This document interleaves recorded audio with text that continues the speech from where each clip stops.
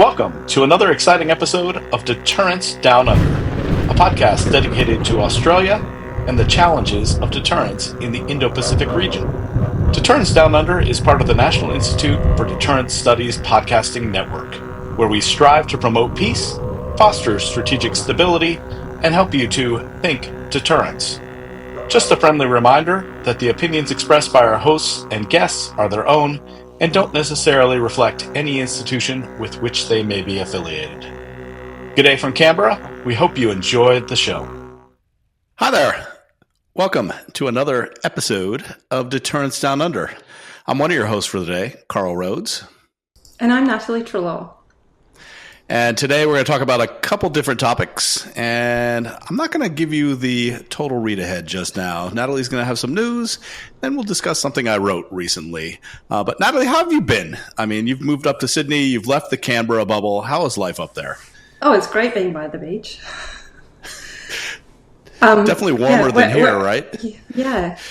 We're a little bit closer to the ships out at sea at times. Very true. Very true. Well, we miss having you here in Canberra, and hope you come back and visit sometime soon. And yeah, I'm maybe. sure you'll be around. It's only like 3 hours by car, so I mean it's a close drive. But maybe we'll just jump straight into the news, huh? You've got a good piece of news for us. Yeah. So on April 14, Janes revealed Jakarta had received an official request from Moscow seeking permission to base several long-range Russian military aircraft at the Manuhua Air Force Base, Indonesia, which is 13,000 kilometres from Darwin in Australia here. Our Australian Prime Minister, Anthony Albanese, and the Defence Minister, Richard Marles, denied such a request at first before scrambling to get some details.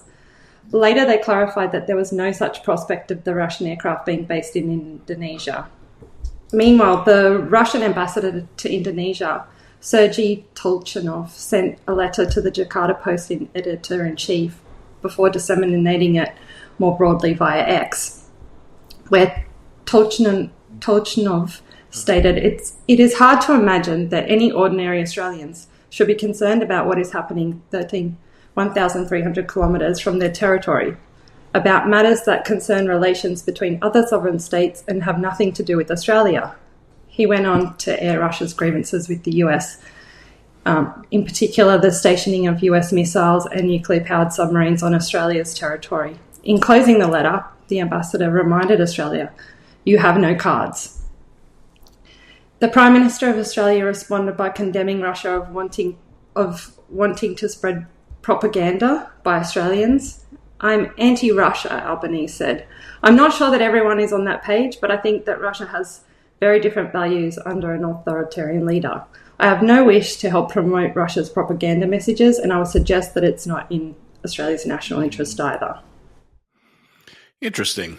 Very interesting. So, I mean, we're in the midst of election season here. There's an election about to happen in just a matter of a few days at the time we're recording this. So, maybe Russia is trying to stir things up. Maybe they're trying to have some influence. I mean, has Russia been active in the Indo-Pacific in the past?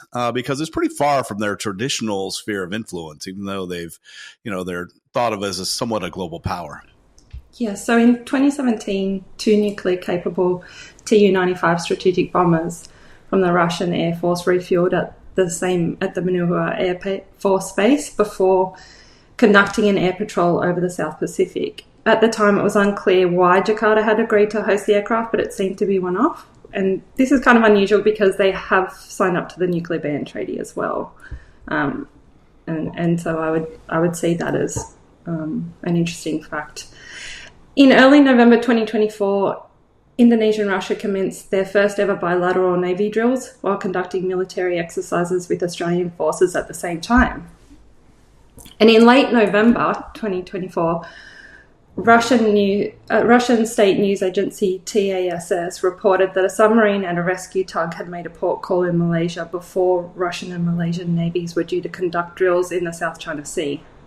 And in December 2024, the Philippines spotted a Russian UFA 490 submarine in the waters of the South China Sea, which is 8 80 nautical miles from its coast, prompting the Philippine Navy to deploy a plane and a warship to monitor the vessel and establish radio contact with it.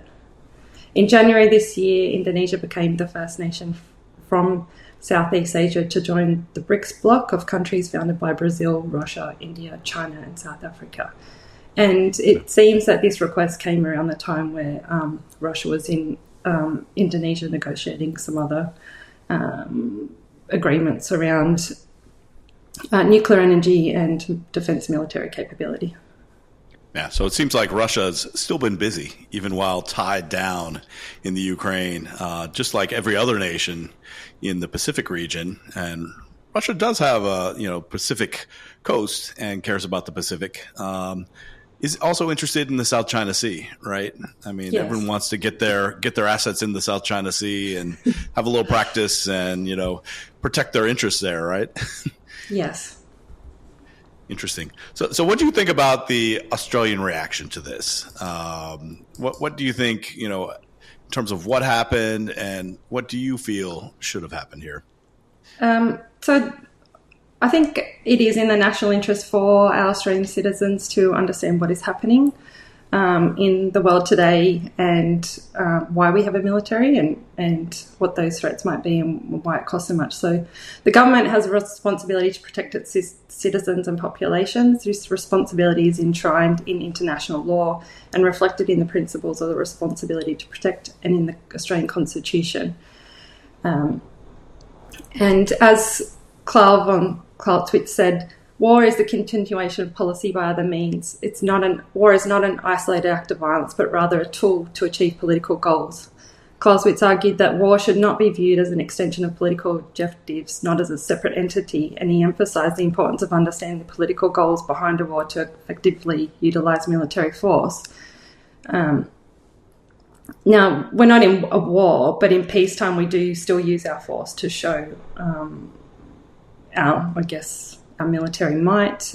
We use it for deterrence, and there's time where we can play a friendly game of football with the locals, but there are times when peace is achieved through the signalling of military might. Yeah, I think that's exactly right. And look, all nations are using military power, military deployments, exercises with friendly nations or other nations to signal to other, parties in the region. So China obviously has great interest in the South China Sea. China's provided support to Russia and its conflict in the Ukraine. You might have a little bit of tit for tat with Russia, providing some support to, nations that could be friendly to China in their South China Sea endeavors. We could also have just Russia having interest in their, global stake in what's happening in the Pacific and trying to shape that as well. Should, God forbid, conflict break out in the Indo-Pacific, Russia may need to choose sides or have a place to base their forces. And yes, that is a concern. Maybe they're just signaling that they have that ability to influence those things as well.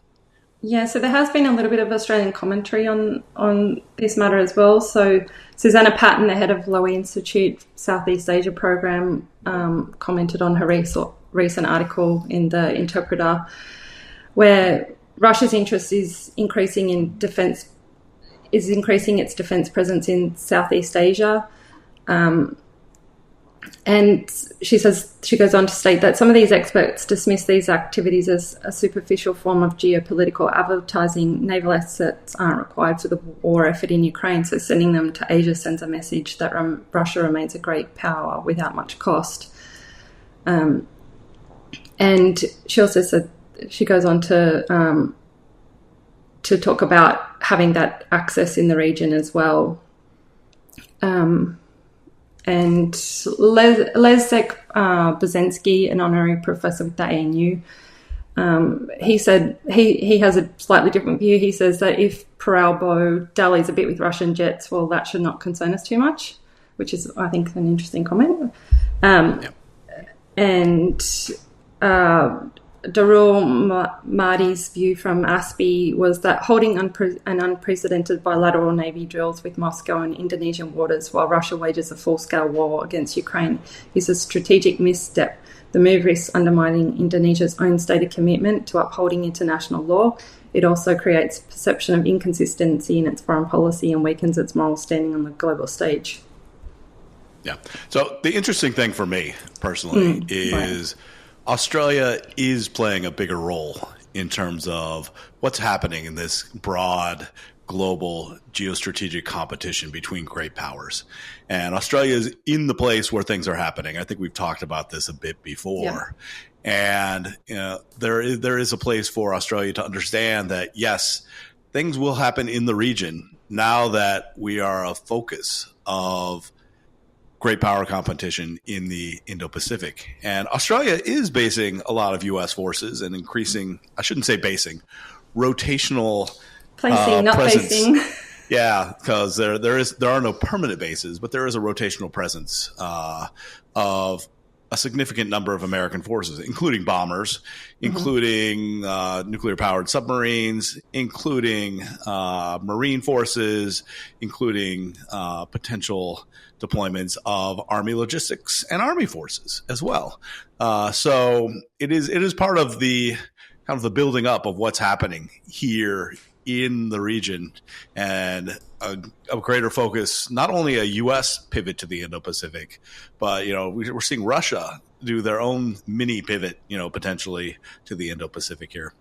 Mm-hmm. Yep, well, it is much closer to Guam. So. It is, and also I can add to this. The U.S. Marine Corps is deploying missiles to the Luzon Straits. Right. So that's a critical point of entry to the South China Sea from the Philippine Sea. So there are things happening here, and additional deployments and partnerships being made and deployments of forces being made, all in the name of deterrence. Let's hope that hot war does not break out here. So, definitely.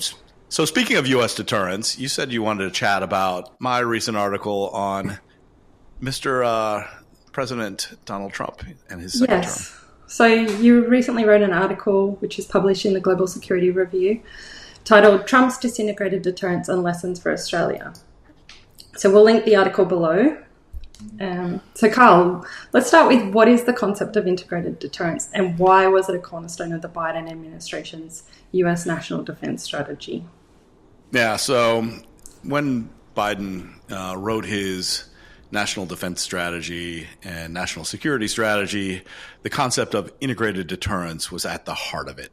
And the idea of integrated deterrence is not necessarily a new one, although the label was a new one. So a lot of people, myself included, thought that this is just putting a new label on something that has already happened in the past in good practice of deterrence. And it comes to basically integrating everything into deterrence. But we'll start with the important pieces. So important piece number one is integrating all aspects of whole of government into deterrence operations. So not just thinking about deterrence as a military thing, not just thinking about deterrence as an intelligence and diplomacy piece, but also there's economic aspects of deterrence.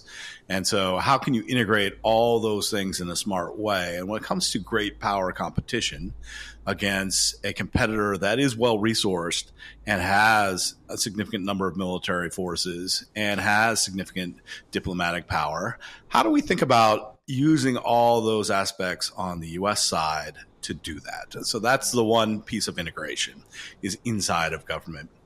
The second piece of integration is with allies and partners. So working together as a bloc in some ways, or in a smart way to leverage those allies and partnerships to perform deterrence more effectively. So that's the second piece, and that has always been a critical piece of deterrence. And especially when you look back at NATO, that NATO sticking together and being an integrated bloc against the Soviet Union was critically important to winning the Cold War. Lastly, there's this integration between public and private or government and commercial that is talked about. That one's a little bit more tenuous, in my opinion. And I've read some pieces that said, oh, all of government should work with all commercial providers and all of industry to deter the enemy. Well, it's very hard to coordinate all of commercial providers. I make the joke about, how do you ask the person running the McDonald's or Macca's down the street to contribute to a deterrence strategy? But there is critically a part to play for certain types of industries, certain high-tech industries. We're having a competition in terms of AI and other dual-use technologies. That's where this can play a role. So this is the concept of integrated deterrence, is everything works together. There's a large strategy that allows all those things to work together in an integrated fashion to be more effective as a sum of the parts to pull it all together. And a lot of people, myself included, said, look, this is a fine strategy. You should do it. And it has been practiced in the past. They just didn't call it integrated deterrence. They just called it at the time deterrence. In my opinion, many people have overplayed the economic aspects of deterrence. You shouldn't invade that country because we're going to put sanctions on you. In my opinion, that is a very weak deterrent. It won't work very well for a country or a nation that has interests in invading. Sanctions are easy to work around. So that's integrated deterrence in a nutshell. Many in the Trump camp thought that Biden was quite ineffective in deterrence and said we need to get rid of this. And whether that was a deliberate plan or not, now what we have is what I call Trump's disintegrated deterrence. So I'll leave that to you, Natalie. Yes. So, for me personally, it has become more obvious as to why that integration is important. I've also worked with companies like BAE and TELUS where that industry piece is important, that they can work together. So do you need all of the bombs coming from one particular company, or do you need a combination of those bombs that all work together and all fit on the same jets, essentially, or something like that? I think that's also an important piece, and that sure, they need to be profitable in their own rights, but I think there's room for everybody in that space to play in as well. There's a lot of work there. So seeing them come together and work together would be, I think, beneficial.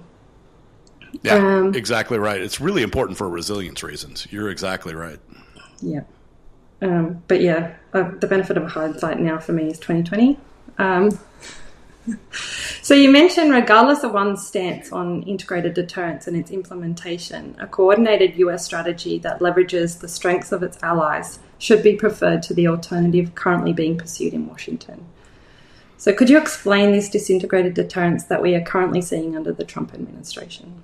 Yeah, so just as an outside observer, and it's hard to know what's happening inside the administration. Right. We've got a tiny insight through some of the signal chats that were released in terms of conversations between the key players that weren't intended to be made public. But my sense is, and in talking with some people who are connected closer to the administration than I am, is that there isn't great connection between Trump's decision-making and his top leaders, like at the secretary level.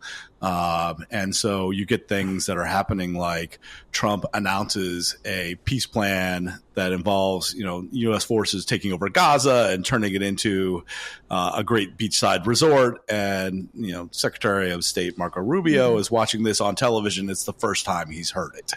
And there are other rumblings that I've seen in the press that, Rubio was not happy with his connection to Trump and being able to feed up ideas. And, having some strategic unpredictability can be useful in deterrence, but there is also the question of credibility, right? So to give a credible message, everyone needs to be on the same page, and not everyone is interacting with the president at all points in time. It's hard for every nation to interact with the president all the time. So having everyone on the same page, both from the top down, as well as being able to bubble good ideas up that have been filtered and had some check on, what are the unexpected consequences of implementing this policy. I feel that's really important. So that's one place where I think, this integration has broken down a bit. Secondly is on the allies and partners. So we haven't seen it so much in the Indo-Pacific. I'll put it that way. I haven't yet seen Trump to kind of step up and put a great focus on the Indo-Pacific beyond the tariffs pointed at China. What we've seen so far is a continuation of the policies of integrating with allies, trying to continue that very slow pivot to the Pacific that started in the Obama administration and put more focus here. But we have seen in Europe and with Canada is the allies treated as almost the enemy. Canada needs to step into line and become the 51st state. Denmark, you should give us Greenland. We need that place, and we're willing to go use force against it if necessary. Working with allies together may be a more effective strategy, in my opinion. And fortunately, that strategy has not been put that way in the Indo-Pacific. Russia's taken great advantage, in my opinion, in what's happening in the Ukraine with this kind of disorganized and disintegrated deterrence.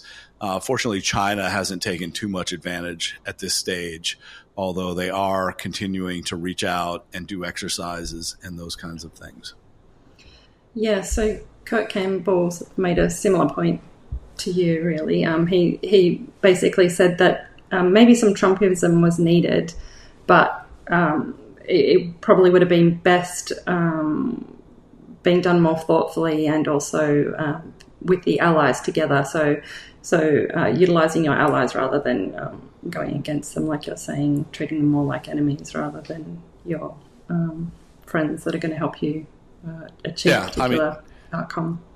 Exactly. And look, the United States has always been challenged to meet all of its interests in the globe because the United States is a global power. It has interests in the Atlantic, has interests in Europe and Asia, has interests in Africa, has interests in the Pacific. There's not enough money nor military force to go around all those places. And this has been a common problem in defense planning in the United States for some time. So leveraging the strengths of your allies, leveraging their ability to reach out, leveraging, their, military might is really important, as well as leveraging their geography. The other piece is that there's been a lot of cuts in the U.S. that have been made arbitrarily. Now, I'm a believer that the U.S. government needs to get smaller or taxes need to get larger or a combination of both, because you can't continue to run such a large debt and have a feasible government in the long term. But to make the cuts, you need to do them in a smart way, not just, set fire to certain departments. So U.S. aid is one agency that was basically cut down to almost zero. And it plays a really important role here in the Pacific. A number of nations, their only view of the United States is through some of these programs, and they think well of the United States because of it. And stepping away from those programs leaves a vacuum to where China can move in and gain influence. That's my other concern. So that's the other piece of the whole of government integration that's broken down, is these cuts have caused some concerns in the region. Yeah, so I think, and it's going to be interesting to see how China and Russia react to this under the Trump administration. And what do you think the specific lessons are Australia should take away from this? Well, I mean, one of the lessons is Australians, and especially the press, likes to read so much into what lower level government documents and what lower level government officials say, sometimes even not in an official capacity. So, For example, Bridge Colby was completing his nomination to be, I believe, as Undersecretary of Policy and Defense. And, everyone's like, oh, we should listen to what he says about spending 3%. I'm not positive that he has Trump's ear on a regular basis. So making that connection and understanding that what senior officials say, trying to read into, this small blip that the secretary said on AUKUS, what it means for Australia might not be the way to go. We need to get Trump himself, the president, to weigh in on these things and tell us what he thinks. And we haven't got there yet. Like I said, he's been focused on Russia-Ukraine, trying to solve that conflict, and on the Middle East and Gaza and what's happening with the Houthis so far. It hasn't quite turned his eye to the Indo-Pacific, and we'll have to see what happens when that comes. Right. And because we haven't heard much from him about the activity that's been happening around Australia, or he hasn't made any comment on that, or the Russia and Indonesia incident either. And then he's probably now also got the Kashmir region to deal with too. Yeah, there's a lot going on. And there always is a lot going on, right? So this is why, Bridge Colby has written about, the United States needs to consider where its real interests are, where the real challenges are. And many have said, Russia's a concern, but is acting and size more like a large rogue state than a superpower these days, whereas China is growing in influence and power. And while not actively doing anything outside the gray zone, I mean, there are gray zone things happening, but no active military conflict, has the capability to create great military chaos in the region and potentially, make some gains in significant areas if they choose to. Right. Great discussion, Carl. Thank you very much for sharing your insights with us and running through your article. Yeah, for sure. It's interesting times, and I look forward to seeing what's going to happen with Trump administration decisions here in the Indo-Pacific, because it obviously plays very important into what's happening here. And concerns about the reliability of the United States have been raised here by a number of observers. Yeah. And even those who are in favor of continuing AUKUS and continuing down the path, unlike the Europeans who've stepped away and said we need to reconsider the F-35 program and other things, here many are believing that we should continue the path, but there are significant questions about the future of AUKUS. Given that the president will need to sign off and say this transfer of nuclear submarines, 3 to 5 Virginia class, to Australia will not impact the U.S.'s undersea capabilities. Will that come to pass, be it Trump signing that or someone else, the next president signing it? I think there are more concerns than there were 2 years ago about that, just based on the U.S. behavior on the world stage lately. True. And you'll have to read my upcoming article that's coming out on GSR and one of my views on that one as well. I'm looking forward to it. I've seen a pre-draft and I like it, and so I'm hoping it gets out soon. Okay, thank you. Right, awesome. Thanks so much, Carl. Thank you, and just remember, we should always think deterrence. And don't forget also to rate us and subscribe if you enjoy the podcast. It really helps us reach more listeners and now viewers out there since we're using video. Thank you for listening to Deterrence Down Under. Please take a minute to review the podcast, as your reviews help our podcast reach more listeners and expand the debate about strategic issues facing Australia and the region. Our show is made possible by the NIDS Podcasting Network, a division of the National Institute for Deterrence Studies. NIDS is a U.S.-based 501c3 organization that relies upon donations to produce this podcast and spread awareness of the peacekeeping value of U.S. strength, alliances, and deterrence. You can find a wide range of NIDS podcasts at thinkdeterrence.com. If you have any questions or feedback, feel free to send us an email at ddu@thinkdeterrence.com. I would like to thank our producer, Kimberly Charrington, and our sponsors, and all the amazing members of the National Institute for Deterrence Studies for making this podcast possible. The NIDS Podcasting Network.